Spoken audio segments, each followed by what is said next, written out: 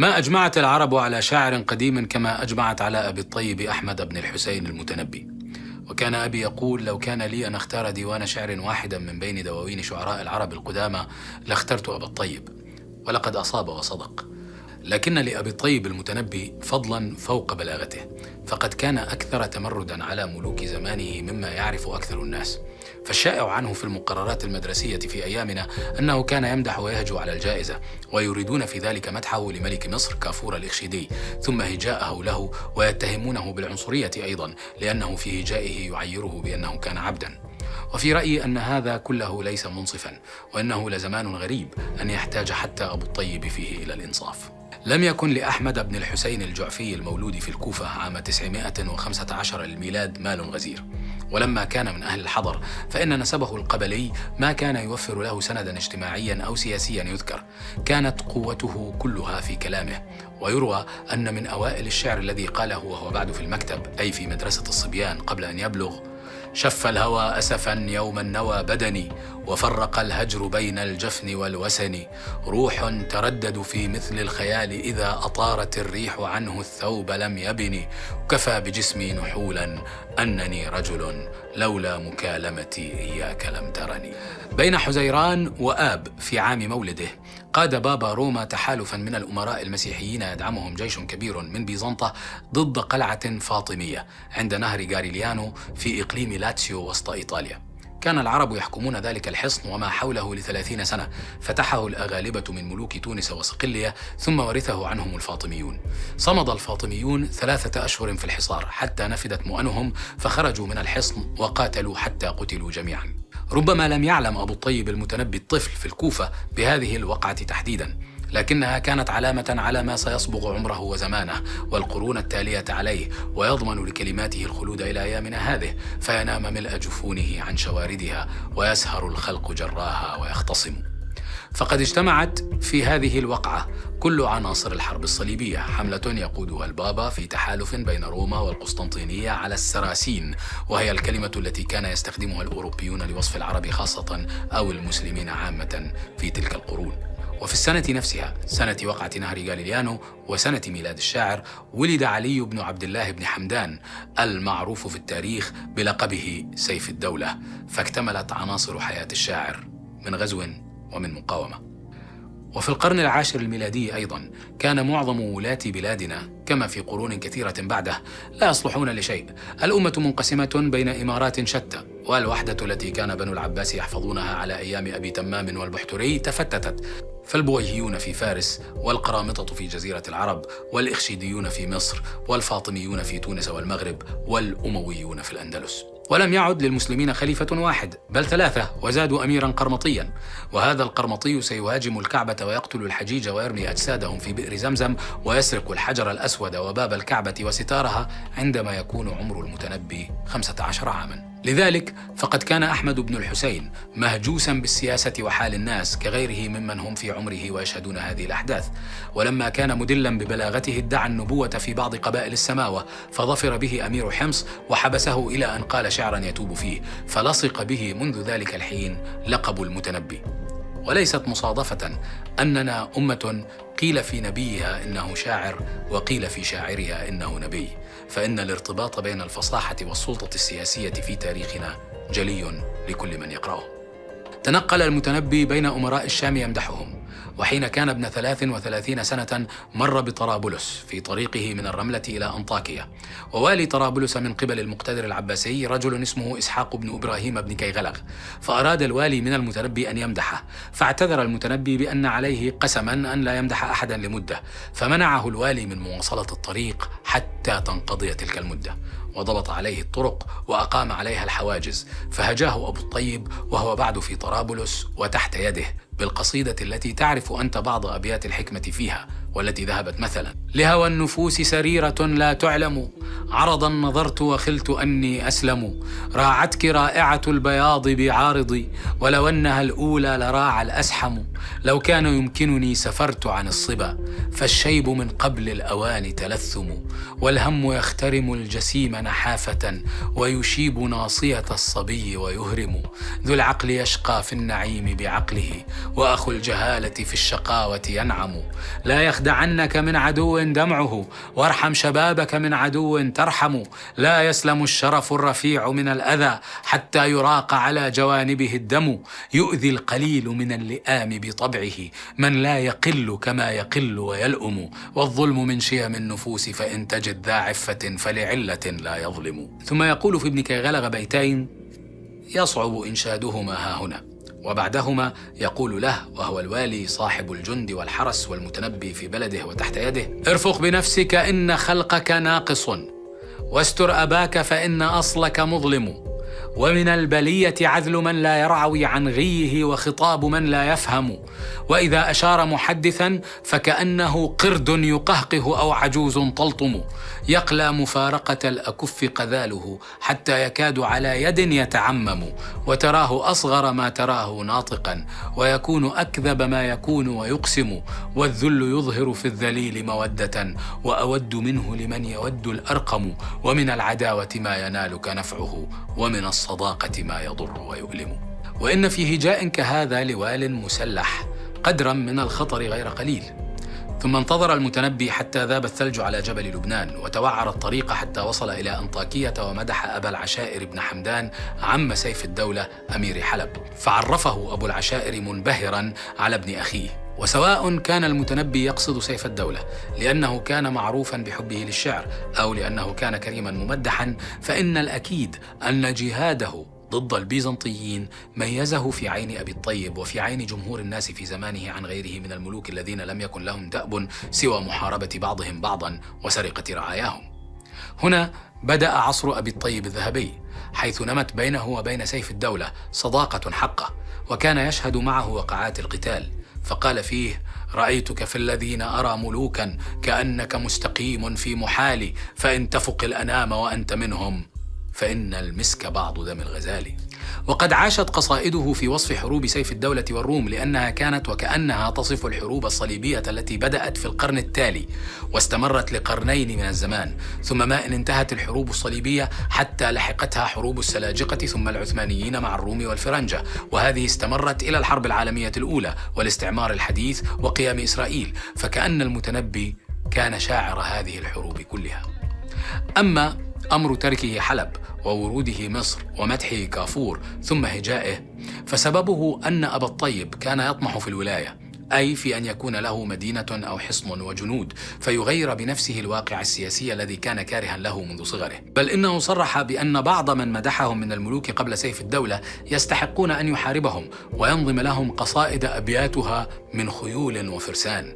مدحت قوما ولو عشنا نظمت لهم قصائدا من إناث الخيل والحصن. ولم يكن سيف الدولة ولا غيره يأمنون أن يتولى هذا الشاعر الفصيح الطموح السلطة، فالملوك يجودون بكل شيء عدا الملك مهما كان المجود عليه صديقا. وكان سيف الدولة يغدق على المتنبي فيعطيه أكثر مما يعطي جميع الشعراء مجتمعين، مقابل 3 قصائد في السنة فحسب. ومع ذلك كان المتنبي يتأخر في كتابة القصائد، حتى أنه اعتذر عن تأخره شعرا: وقد تقبل العذر الخفي تكرما، فما بال عذري واقفا وهو واضح، وما كان ترك الشعر إلا لأنه تقصر عن وصف الأمير المدائح. كان سيف الدولة يغيظ المتنبي إذا تأخر بتقديم غيره ممن لا خير فيه من الشعراء عليه، وكان المتنبي معجبا بنفسه يشترط أن لا ينشد الشعر إلا جالسا كالملوك لا واقفا كالشعراء، فكان تقديم غيره عليه شديدا. فلما زاد ذلك عليه أنشد قصيدته المشهورة معاتبا فيها سيف الدولة: وحر قلباه ممن قلبه شبم، ومن بجسمي وروحي عنده سقم. ما لي أكتم حبا قد برى جسدي، وتدعي حب سيف الدولة الأمم. إن كان يجمعنا حب لغرته، فليت أنا بقدر الحب نقتسم. يا أعدل الناس إلا في معاملتي، فيك الخصام وأنت الخصم والحكم. سيعلم الجمع ممن ضم مجلسنا، بأنني خير من تسعى به قدم. أنا الذي نظر الأعمى تستمع إلى أدبي وأسمعت كلماتي من به صمم. أنام ملء جفوني عن شواردها ويسهر الخلق جراها ويختصم. وجاهل مده في جهله ضحكي حتى أتته يد فراسة وفم. إذا رأيت نيوب الليث بارزة فلا تظنن أن الليث يبتسم. الخيل والليل والبيداء تعرفني والسيف والرمح والقرطاس والقلم. يا من يعز علينا أن نفارقهم وجداننا كل شيء بعدكم عدم. ما كان أخلقنا منكم بتكرمة لو أن أمركم من أمرنا أمم. إن كان سركم ما قال حاسدنا فما لجرح إذا أرضاكم ألم. وبيننا لو رعيتم ذاك معرفة إن المعارف في أهل النهى ذمم. كم تطلبون لنا عيبا فيعجزكم ويكره الله ما تأتون والكرم. ما أبعد العيب والنقصان عن شرفي أنا الثريا وذاني الشيب والهرم. ليت الغمام الذي عندي صواعقه يزيلهن إلى من عنده الديم. أرى النوى تقتضيني كل مرحلة لا تستقل بها الوخادة الرسم. لئن تركن ضميرا عن ميامنها لا يحدثن لمن فارقنهم ندم. ويروى لا يحدثن بسيف الدولة الندم. إذا ترحلت عن قوم وقد قدروا ألا تفارقهم فالراحلون هم. شر البلاد مكان لا صديق به وشر ما يكسب الإنسان ما يصم. هذا عتابك إلا أنه مقة قد ضمن الدر إلا أنه كلم. فلما أنشدها وفيها من الجرأة ما فيها إذ وقف بين العتاب والتهديد حاول حساده التذرع بذلك ووقفوا له خارج القصر وحاولوا قتله بالقسي والسهام. وكان معه سيفه فكر عليهم وقطع قوس أحدهم وأسرع سيفه في ذراعه فهربوا عنه وصاحوا من بعيد نحن غلمان أبي العشائر. فلم يكن واضحا إن كانوا صادقين أم كاذبين. واتصلت المراسلات من سيف الدولة وأبي العشائر إلى المتنبي ينفيان أن يكون أمر بشيء من ذلك أو علم به. لكن كان من الواضح أن بقاء أبي الطيب في حلب أصبح خطرا على حياته فحينئذ غادرها. كانت بدائل أبي الطيب بعد الشام ملك البويهيين في فارس وهم غير عرب يحكمون غير عرب وملك الإخشيديين في مصر وهم غير عرب يحكمون عربا. فاستقرب مصر أرضا ولسانا ووردها وحاكمها حينئذ عبد اسمه كافور. كان أوصاه والي مصر السابق محمد بن طغجن الإخشيد أن يرعى ابنه فسلب الملك لنفسه. ومع ذلك رجى المتنبي أن كافورا هذا يعطيه ما لم يعطيه سيف الدولة أي الولاية وصرح بذلك في شعره تصريحا: إذا لم تنط بي ضيعة أو ولاية فجودك يكسوني وشغلك يسلب. وقال: إن قلبي من الملوك وإن كان لساني يرى من الشعراء. لكن كافورا كان أشبه بإسحاق بن كيغلغ منه بسيف الدولة. روي عنه أنه قال لوزرائه حين نصحوه بأن يمنح أبا الطيب بعض ولايات الصعيد: يا قوم، من ادعى النبوة بعد محمد ألا يدعي المملكة بعد كافور؟ فلم يعطه ما أراد، بل ومنعه الخروج من مصر لأنه يريد أن لا يمدح غيره، ولعلمه أن أبا الطيب إذا خرج من مصر سيهجوه. وقد كان، إذ خرج أبو الطيب على الرغم من تشديد الحراسة عليه وضبط أبواب الفسطاط. فلما صار في طريق العراق قال: ألا كل ماشية الخيزلة فدا كل ماشية الهيذبة. والخيزلة مشية المرأة المتدللة، والهيذبة مشية الإبل إذا أسرعت، فهو يفدي الإبل التي نجا عليها من مصر. ثم يقول بعد أن يسمي المواضع التي مر بها في طريق خروجه: وبتنا نقبل أسيافنا ونمسح عنها دماء العدا، لتعلم مصر ومن بالعراق ومن بالعواصم أني الفتى، وأني وفيت وأني أبيت وأني عتوت على من عتى، وما كل من قال قولا وفى، ولا كل من سيم خسفا أبى، ونام الخويدم عن ليلنا وقد نام قبل عمن لا كرى. والخويدم هنا كافور الملك.